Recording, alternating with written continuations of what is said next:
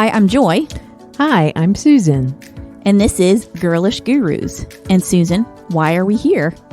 We are here to start a conversation about female empowerment and the issues facing women our age at this time, and to have some fun along the way. So, let's get started. Okay.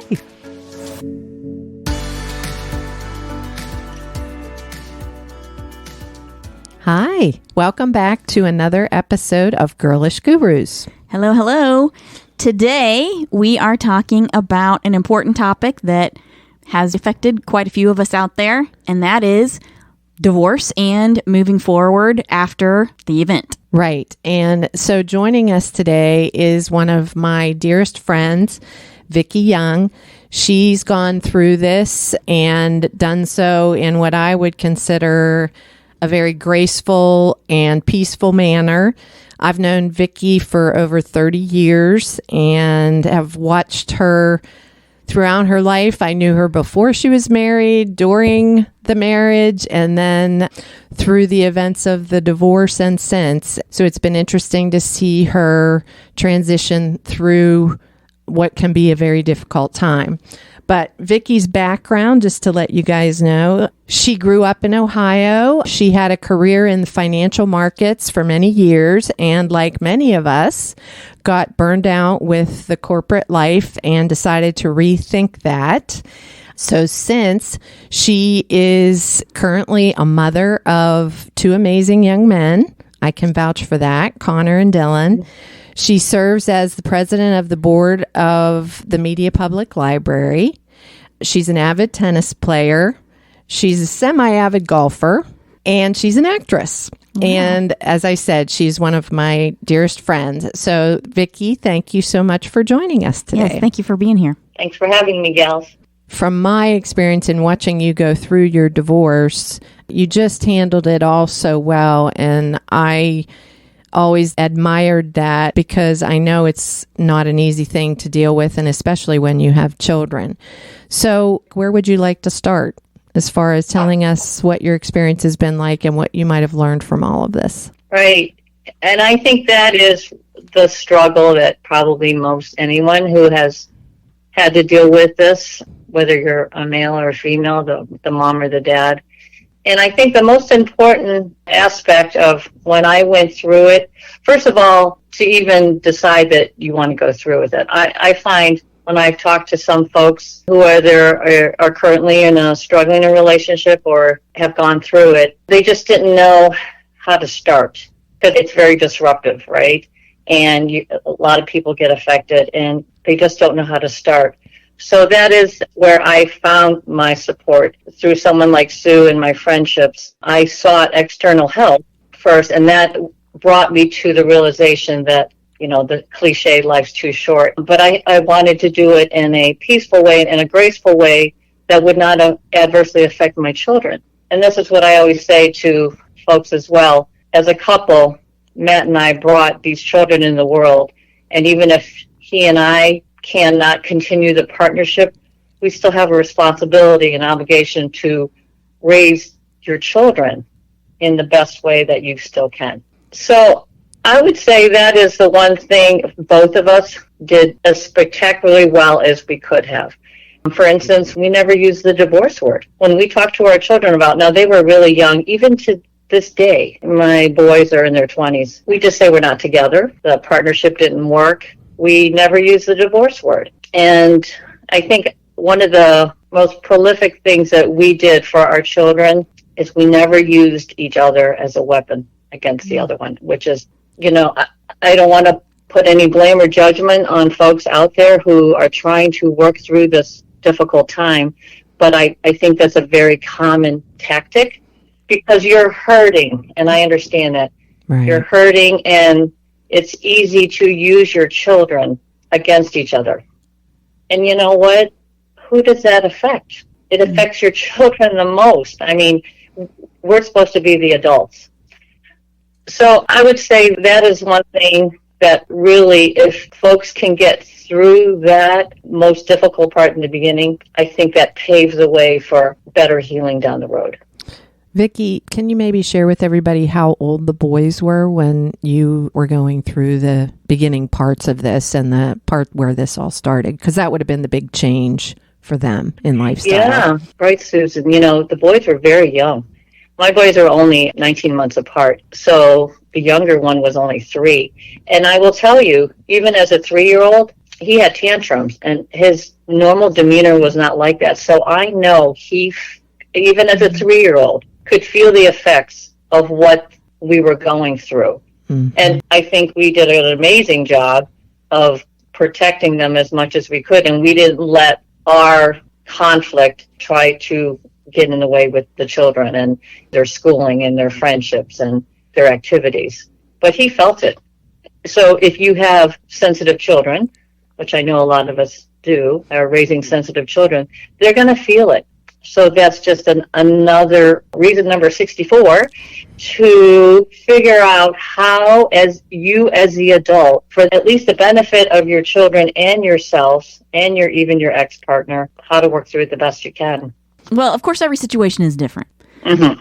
And of course, there are different experiences for different situations all the way around. But I do think one consistent truth in family law generally is that children are far more sensitive than we may realize as we're going through it. My parents got divorced when I was 8, and I remember it, and it affected me. So right. I think in general, when you are changing the fundamental family structure and the environment that your children are growing up in, it's going to affect them. So I think the best you can do to minimize that's good for everybody, but especially good for the children. And when I would talk to friends or coworkers or whatnot who had been divorced or were going through the same thing, and they would, as people in transition often do, complain and bash the other person. And you know what I would always say to them? I said, now, of course, it's people who have children. Do you love your children? And they would look at me like, well, yeah, of course they do. And I said, so those children are part you and part your partner. Those children would not be who they are right now without that partner. So let's try to find some sort of common ground. When you hear psychology with conflict resolution, right? We are never going to agree on the things we don't agree upon. So what can we agree upon? And we can agree that these children are the most precious things that we have brought into this life. So what can we do? And knowing that part of me and part of you have created these children, right? So if we can think higher level that way, instead of doing the micromanage of why my ex-spouse, I hate to use the word hate, but, I hate them, I don't like them, they're this, they're that. And that's what I would say. And I think it gives at least people an opportunity to pause and think a little bit. Absolutely. As far as you personally, can you share a little bit about what you went through emotionally and mentally and physically, maybe even as you were making these changes in your life and worrying about your career as well as your children and your home life and all of that? How did that affect you? Well, before you answer that question, I do want to ask, can you share with us how old you were when you got divorced and how long you'd been married? Right. So I was in my mid-40s, mid-40s, and the kids were young. Like I said, the youngest one was only 3. So they were 3 and 5, just kind of starting school. And I think that was part of my thought process. And again, I know folks struggle with the timing. They're like, let me wait until the kids are in high school, kids are in college. And I went through that exercise as well, and I said, I don't think I can wait that long. I need to resolve this and figure this out now. And I was in the thrust of my career. So my whole focus was being steady in my career so I could take care of my family. Right. And how long had you been married? I had been married around 10 years.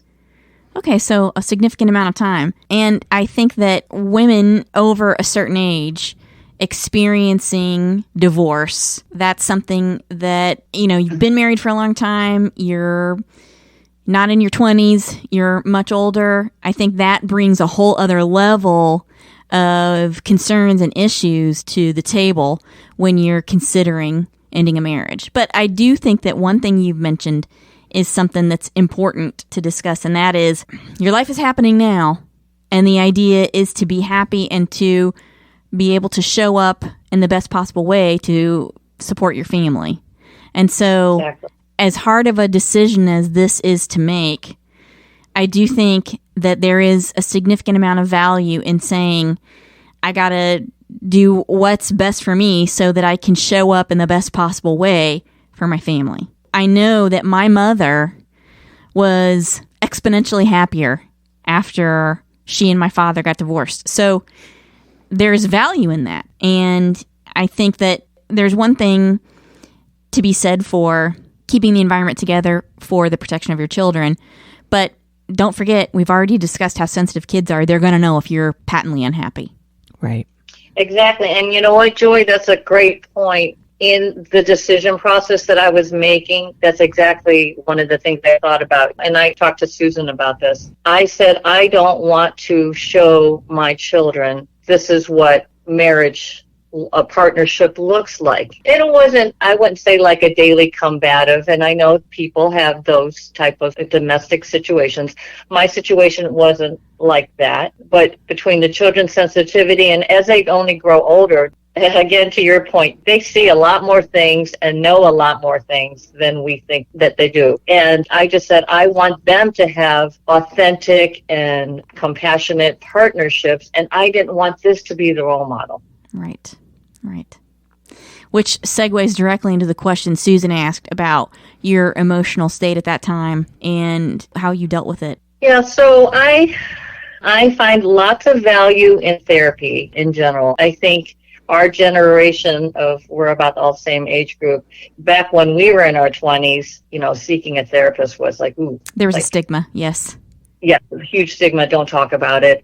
Ooh, what's wrong with you? So I sought traditional therapy first, at least 3 different therapists, men and women, which kind of got me to a comfortable enough place where I knew this was a decision that I wanted to make. The harder part was once things became final. That was actually the emotional part, and Susan will remember this because for the ensuing at least 5 to 8 years afterwards, I couldn't have a conversation. It always escalated into a problem, escalated into an argument, and I'm sure both parties were feeling still there's resentment, guilt, or whatever the normal emotions that are felt. Yeah. And I said, I'm going to be dealing with this person because of our children. I can't feel this way every time there's a text or a communication or an email. And I said, I can't live like this. And I can't expect them. Again, this is where you have to start to accept that you have to take control of what you can do. Right. I couldn't make him do X, Y, and Z or make him see a therapist, right? I had to do it. So that's when I sought traditional therapy. And when I felt I exhausted those possibilities for what I needed, then this is where I say I kind of embarked on a spiritual journey, and I call it my path to peace. And that is really where we are at a really good place and we can co-parent as effective adults. And not because I wouldn't say the other party changed too much.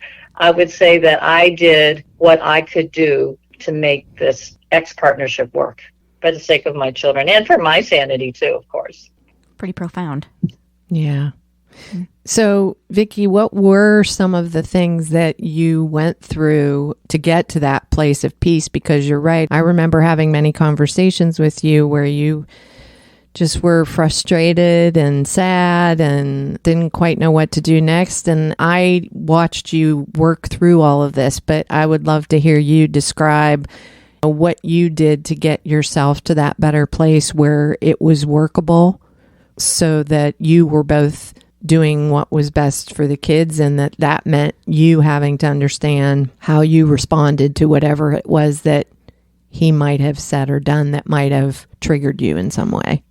What I valued in the traditional therapy is that it taught me how to work through some of the emotions, and I don't like this word, but the drama, and to get through that.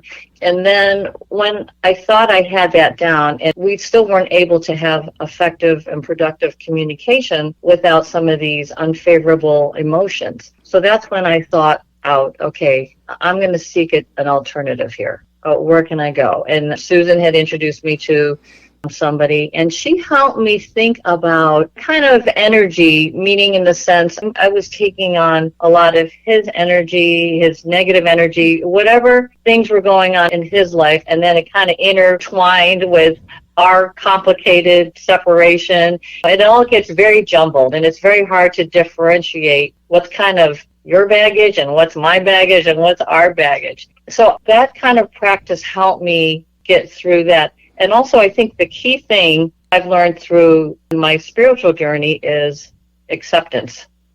And I've learned to accept many things that are not out of my control. And I also took a lot of ownership. So I took ownership in why maybe the relationship did not work when we were at a place that we could speak, rationally and as adults. And once I let that go, like the resentment and the blame and, you do this and you did that. Once I let that go, guess what? He was able to let it go. Interesting. You can't tell somebody that, like, hey, stop being X, Y, stop being a jerk. How many times do you think people are like, stop being a jerk? And it's like, if people are like, well, I'm not being a jerk. You're being a jerk. See, so that roundabout thing, it's like being on a merry-go-round, and you never get off of it unless somebody can take responsibility. And that's what I did, I think, first, is I was able to take responsibility and ownership for my part, and then that kind of douses the flames, and then it makes the other person think about, okay, where did I play a part in this? And then everything gets de-escalated to where you can get to ground zero, where now at least your feet are on the ground and you can work towards something there. Again, when you don't have children, I would assume things are generally less complicated, and you may not even have to deal with this ex-spouse at all. But again, when you have these children and you want them to be in part of both of your lives for a very long time, hopefully, you got to figure out a way.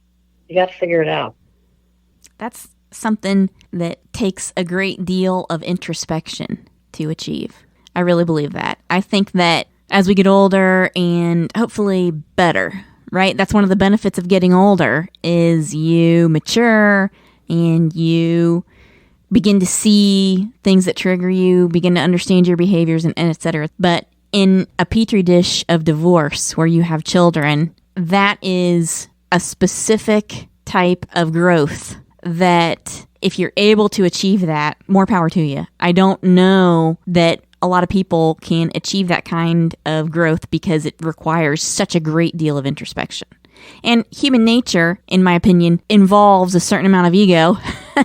So we tend to go down that path of blame and persecution, basically. So, yeah, that's a very profound thought. And I think if there's anything that we can share with folks out there who are listening that can really help them try to achieve the best possible result in a situation like this, it is that.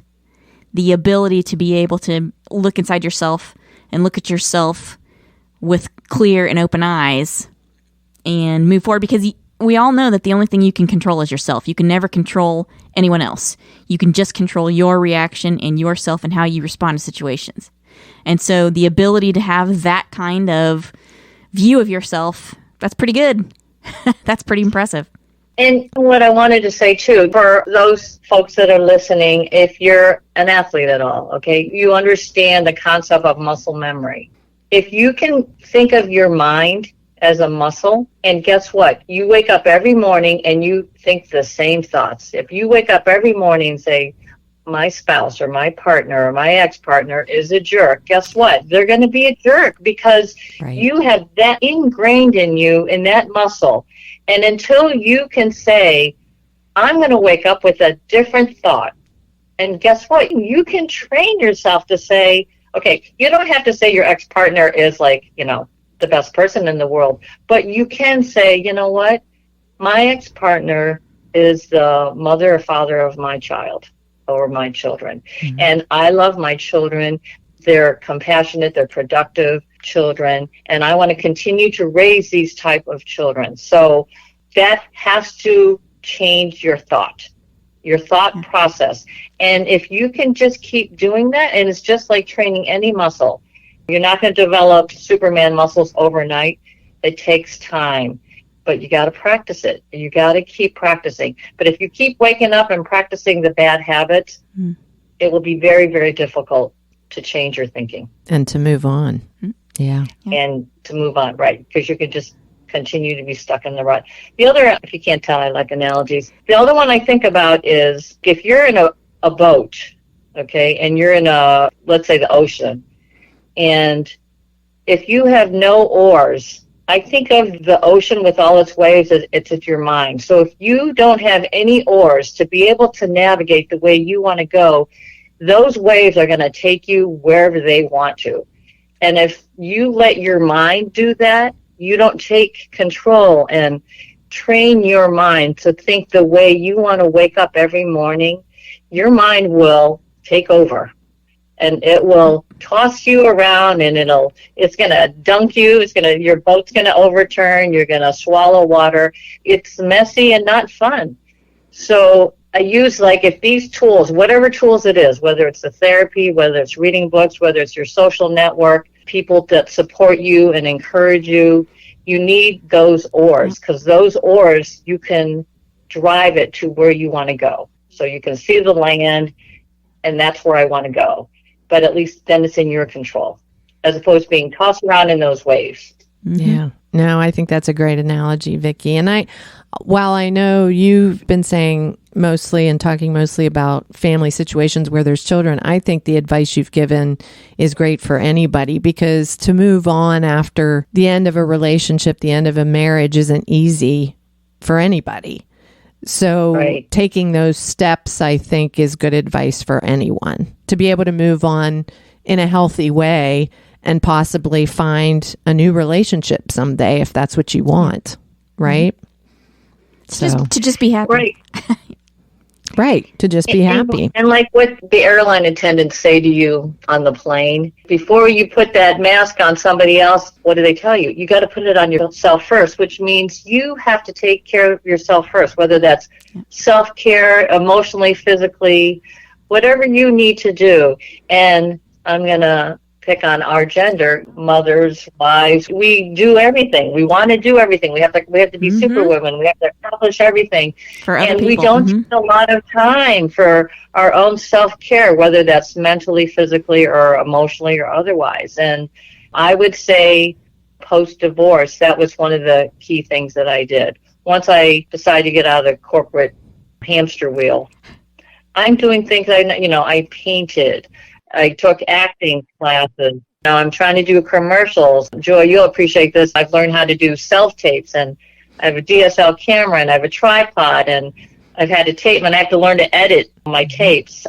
Very involved with my tennis. I've joined a tennis club. I watch YouTube videos on how to play better doubles. I mean, I am just, and then the library. I signed up to be the board president, which who does that during COVID, but silly me did it. So I just immerse myself in so many things that make me happy. And that's what matters. And actually, I think that segues into our next topic, which is asking you what you feel like you could have done better going through your divorce. Somebody has to be the bigger person up front, right? And if you want to navigate through this the best way, then you take the wheel. And to your question, Joy, I really feel I am patting myself on the back here, but I don't think I would have done anything differently except maybe a little earlier. I think a lot of folks have stayed in relationships. And again, as we said, everyone's situation is different. We're not judging it or blaming it. It's just, I think people stay in something in a very unhappy or unfavorable situation for much, much longer than they anticipate. And the sooner you can think about it, it doesn't mean you have to make a rash decision, but No, not at all. you Yes. can have a plan. How am I going to work through this? And again, I'm not saying it's easy. And of course, you're going to have ex-partners. You're going to have your partner that's going to be very, very difficult, that's going to make life difficult, doesn't want to end the relationship, whatnot. And of course, potentially worse situations. But generally speaking, I just felt like I waited a little too long. And then I was even thinking, well, maybe I can hang on longer, again, for the sake of the children. But when I thought about for the sake of the children, I decided let's do this earlier rather than later. I do feel like you kind of know. You have an internal compass that tells you what you're going to have to do. And sometimes it's hard to listen to that. Yeah. So that's true in many situations. right, exactly. I think. Exactly. Yeah. And Susan and I will confirm this as well. Whoever your network is, whether that is your family or your closest friends, again, it's scary because if you want the truth, you will ask them. Yeah. And then you'd have to be brave enough to say, I really want what you really think. And that's your support system. And again, that was another thing I was going to say in general for folks. Make sure you keep up with your, again, busy lives, work, job, dog, house, kids. I see folks who have not kept up with their network or their relationships. And then when you need support. You need someone to talk to, people who care about you, people who care about your welfare or your family. That's when you need them, but you can't call them after you haven't talked to somebody for 5 years or just kind of disappeared. So I encourage that with my sons right now. Just keep up with your network because you never know when you'll need them. And you want to be there for them so that way when you need them, they can be your support system. And I think those are the people who care and know you the best if it's too scary to kind of face that truth yourself. But to your point, Joy, that compass is there. I think people want to ignore it. It's easier to ignore. Yeah. Until you get to this point where it's now the glass tipped over and now there's shards of glass all over. Like, it's too bad. Like, I didn't know to kind of do something before the glass fell off and now there's glass all over the place and it's even messier to clean up. Yep, I agree with that. That's an excellent piece of advice. Build those relationships, nurture them, maintain them, because they can be lifesavers. They really can. And life extenders. Vicki, what do you think about moving on and having another relationship, possibly getting remarried? And are there any pieces of advice that you can give to step into those next relationships in a better way? Yeah, that's another excellent topic. I think the key is for you to get involved. And what I did, I had one key relationship after my divorce, many, many years. And when that ended, I would say it was within 5 days. I signed up for acting classes. I started painting.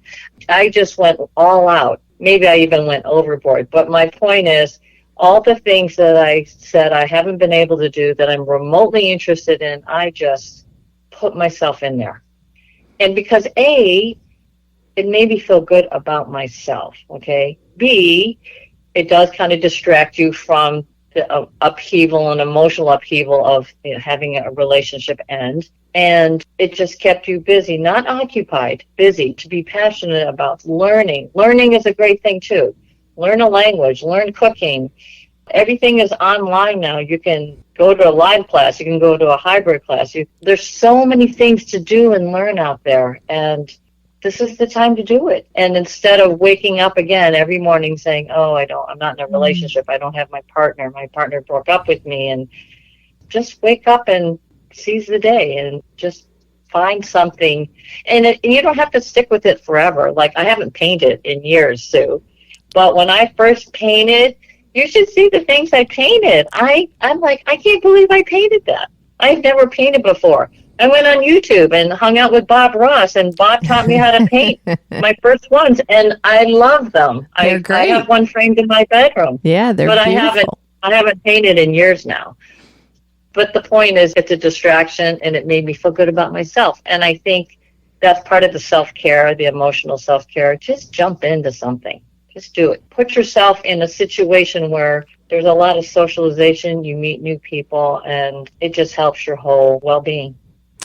I think we could talk again about your dating experiences. I've heard a little bit about that from Susan. But Yeah. I do think that what you're saying is to get happy and to be your best possible self. And I'm of the mindset that being your best possible self, that leads to the opportunity to have a relationship where that person is going to rise to meet you where you're at and can lead to the best possible relationships in your life. So I think that that's what I hear from you. You've made yourself happy and now have moved on to a satisfying relationship. And I think that's the key takeaway in terms of moving forward from divorce into your next chapter. And exactly, Joy, the difference for me being a more mature woman is a lot of the societal pressures. When are you get married? When are you going to move in? When are you going to have children? When are you going to get the dog? All those type of things don't apply to me. And actually, quite honestly, at this point, even if I were 15, 20 years younger than I am now, because of this spiritual path that I had described to you that I've gone on, I don't care what people think anymore. I just want to do things for myself. So in the relationship that I'm in now, it's super wonderful because I have not put all my eggs in their basket, which is what I tend to do. All the eggs, emotional, otherwise, I was doing everything for them. And that's, again, no blame or judgment on them. I put myself in that situation. I don't do that anymore. I think of me first. And then if it kind of works out that it's something that I do like for our partnership, then I will. And of course, there's some things that you do for the person, but I don't put all those eggs in that basket anymore. Well, I do think we're socially conditioned to that, but that's a whole other topic. Yeah. So. Right. Yeah. But that's really me, and I would highly recommend for folks who want to seek another relationship. And I love the online dating. I've never done it before, but there's new apps out there that are very female friendly. Sorry for our male audiences, but that are female friendly, kind of puts the ladies in charge. And for me, it's been a great experience. And that's the other thing too. You have to enjoy the experience. Because it's like going to an amusement park. If you don't like the roller coasters, you're not going to go on the roller coasters, but you have to enjoy going on the roller coaster. So you have to have the intention of, I want to experience this journey and not worry about the outcome. Even if your outcome is, I want to get married again, I want to have a child with a new partner, I want to live with somebody, I want for emotional stability, whatever that is. If we cannot worry so much about what that final outcome is and just enjoy what it is. And that way that relieves a lot of pressure on you, because if you're just, let's say, experiencing the journey and you don't enjoy it, then that's okay. Then you just bow out or you take a break. I'll go back to painting, or I'll go back to doing some other things, and then maybe I'll come back to it again. Or in the meantime, maybe I'll meet somebody else. So I think, again, just the experience. Just try to enjoy the experience, I think, is something that would really help. Well, life is supposed to be fun, isn't it? Life should be fun. It is. Yeah. That's why we should. That's what we should all be trying to do. Have fun. Absolutely.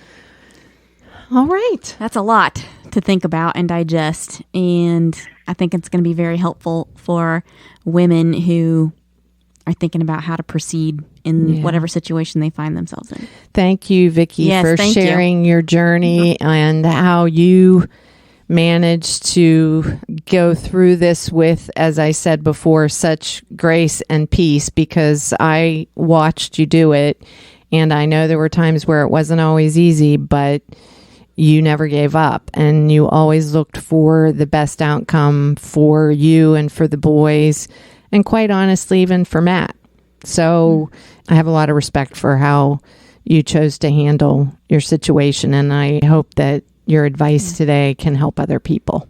Thanks so much, ladies. Yeah, it means a lot to me, Susan. Thank you so much. All right. Well, I love you, honey. And thanks again for joining us. Thank you so much. And Thank you, gals.